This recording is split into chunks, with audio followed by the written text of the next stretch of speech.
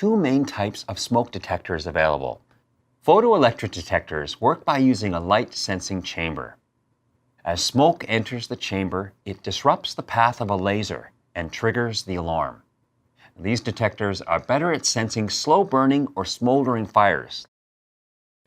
Ionization detectors use two electrically charged plates to ionize the air in the sensor. When smoke enters the detector, it disrupts the flow of the ions and triggers the alarm. Ionization detectors are stronger at detecting fast flaming fires.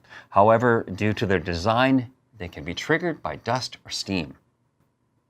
A dual sensor detector includes both a photoelectric and ionization detector, offering the best smoke and fire protection.